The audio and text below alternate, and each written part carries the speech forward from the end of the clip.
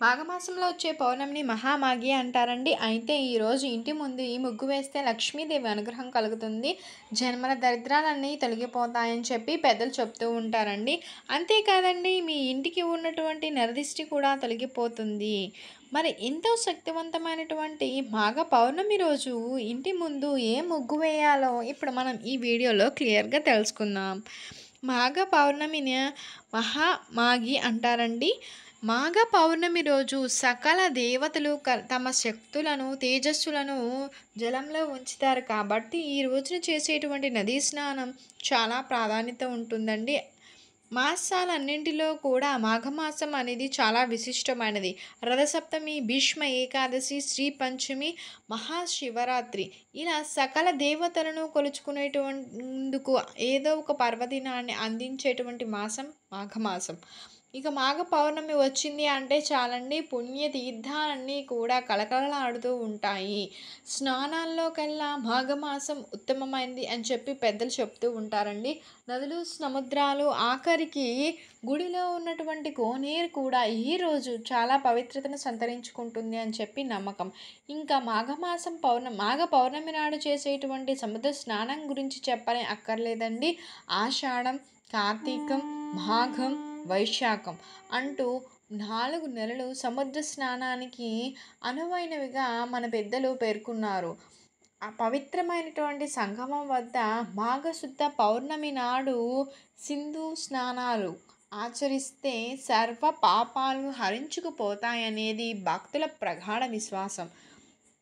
ముఖ్యంగా ఏంటంటే, ఈరోజు కృష్ణా నది సముద్రంలో కలిసేటువంటి చోట హంసల దీవిలో సింధు స్నానాలకు వేలాదిగా భక్తులు తరలి వస్తారండి.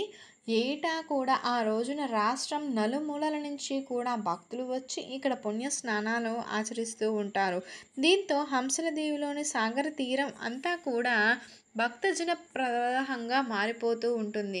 ఇక మాఘ పౌర్ణమి నాడు చేసేటువంటి సముద్ర స్నానం గురించి చెప్పనక్కర్లేదు. ఆషాఢం, కార్తీకం, మాఘం, వైశాఖం అంటూ 4 నెలలు సముద్ర స్నానానికి అనువైనదిగా మన పెద్దలు చెప్తూ ఉంటారు. ఏడాదిలో కనీసం 4 సార్లైనా సరే సముద్ర స్నానం గనక చేస్తే అందులోని లవణాలు మనకు ఆరోగ్యాన్ని చేకూరుస్తాయి అన్నది ఈ నిబంధనల వెనుక ఉన్నటువంటి అసలు రహస్యం అండి.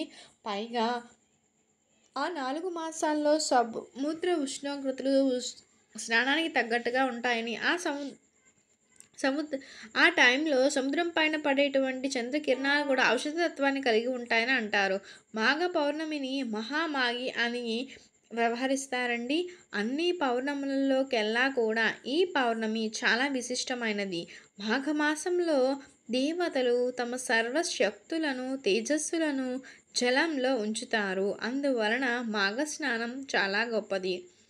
నది దగ్గరలో లేనివారు కనీసం చెరువుల్లో కానీ, కొలనుల్లో కానీ లేక బావి దగ్గర కానీ స్నానం ఆచరించాలి. మాఘస్నానం ప్రవాహ జలాల్లో చేస్తే ఫలితం ఉంటుంది. స్నానానంతరం సమస్త జీవరాశికి ఆరాధి అయినటువంటి సూర్య భగవానుడికి ఆగ్యం సమర్పించాలి. వైష్ణవ శివాలయానికి కానీ వెళ్ళి దర్శనం చేసుకోవాలి. అత్యంత భక్తి శ్రద్ధలతో పూజించడమే కాకుండా శక్తి మేరకు దాన ధర్మాలను చేయాలి. ఈరోజు చాలా విశేష ఫలితం కలుగుతుందండి. దీనివల్ల జన్మలా వెంటాడుతున్నటువంటి పాపాలు, దోషాలు తొలగిపోయి అశ్వమేధ యాగం కలిపినంత ఫలితం లభిస్తుందని సాక్షాత్తు ధర్మరాజుతో చెప్పినట్లుగా తెలుపబడుతుందండి.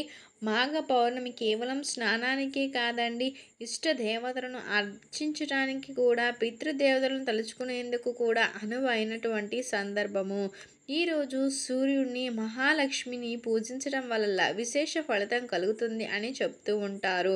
సూర్య జయంతి కారణంగా మాఘమాసం యావత్తు సూర్యునికి ప్రీతికరమైనది. అందుకే మాఘ పౌర్ణమి నాడు సముద్ర స్నానంతో పాటుగా ఆ ప్రత్యక్ష నారాయణుడికి ప్రీతి కలిగేలాగా సూర్యాష్టకం, ఆదిత్య హృదయం వంటివి పఠించడం చాలా మంచిది.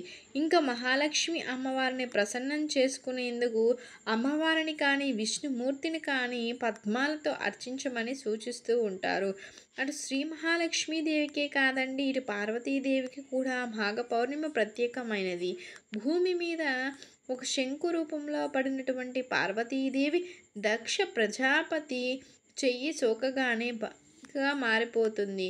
ఆ బాలికకు సతీదేవి అని పేరు పెట్టి అల్లారు ముద్దుగా పెంచుకుంటాడు దక్షుడు. శంకువు అలాగే మునులలో అతి ప్రసిద్ధుడైనటువంటి కపిల మహర్షి జన్మించింది కూడా ఈరోజే అని కొన్ని చోట్ల ప్రస్తావించబడిందండి. కేవలం హిందువులకే కాకుండా బౌద్ధులకు కూడా మాఘ పౌర్ణమి ప్రత్యేకమైనది. బుధుడు తన త్వరలోనే నిర్యాణం చెందుతున్నట్లుగా ఈ రోజున ప్రకటించాడంట. అందుకే ఈ రోజున బౌద్ధులు మత గ్రంథాలైన టికాలను పలవేస్తూ ఉంటారు. ఈ మాఘమాసంలో పవిత్ర స్నానానికి వీలు కుదరకపోతే మాఘమాసం చివరి 3 రోజులు అయినా సరే పవిత్ర స్నానాలు చేస్తే మంచి ఫలితాలను పొందవచ్చు. చివరి 3 రోజులు స్నానాలను అంత్య పుష్కరి స్నానాలు అంటారు. సాధారణ స్నానం శరీరం, మాఘ స్నానం మనుషుల్లో ఉన్నటువంటి మాలిన్యాన్ని పోగొట్టి మాధవుడి సన్నిధికి చేరుస్తుంది. మాఘ పౌర్ణమి రోజున చేసే ప్రతి చిన్న పరిహారానికి ఎంతో గొప్ప ఫలితం ఉంటుందని చెప్తూ ఉంటారు పెద్దలు.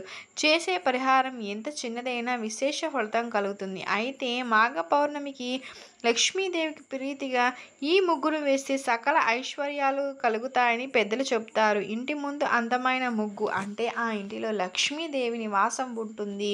ఎందుకంటే ముగ్గు లక్ష్మీదేవి స్వరూపం. ముగ్గు ఇంటి ముందు ఉంటే చెడు శక్తి కూడా ఇంటిలోనికి అడుగు పెట్టలేదు. తద్వారా ఎప్పుడు కూడా ఇంట్లో ఆనందం, ఐశ్వర్యం ఉంటాయి. మామూలుగా పొందేటువంటి ఆశీర్వాదాలకు ముగ్గు ద్వారా మనం విశేష ఫలితాన్ని పొందవచ్చు అని చెప్తారు. ముఖ్యంగా పౌర్ణమి రోజు స్త్రీలు ఉదయాన్నే నిద్రలేచి వాకిళ్ళు ఊడవడం, కల్లాపులు జల్లడం, రంగుని ముగ్గులుగా వేయడం వంటి పనులు చేస్తే శరీరానికి మంచి వ్యాయామంగా కూడా ఉంటుంది. అంతేకాకుండా గాలిలో ఉండేటువంటి స్వచ్ఛమైన ఆక్సిజన్ మీ మెదడు వేగంగా పనిచేసేలా చేస్తుందండి. మంచి ఆలోచనలను కలగచేస్తుంది. మానసిక ఆరోగ్యాన్ని పెంపొందిస్తుంది. బియ్యం పిండితో పెట్టేటువంటి ముగ్గు వల్ల చిన్న చిన్న చీమలకు, పురుగులకు ఆహారం ఉపయోగపడుతుంది. దానివల్ల మీకు ఎంతో పుణ్యం కలుగుతుంది. ముఖ్యంగా మాఘ పౌర్ణమి రోజు లతలతో కలిగేటువంటి పద్మం ముగ్గు వేస్తే లక్ష్మీదేవి ఇంట్లో తాండవం చేస్తుందని చెప్తూ ఉంటారు పెద్దలు. మాఘ పౌర్ణమి రోజు ఖచ్చితంగా లతలతో ఉండేటువంటి పద్మం ముగ్గు వేయండి.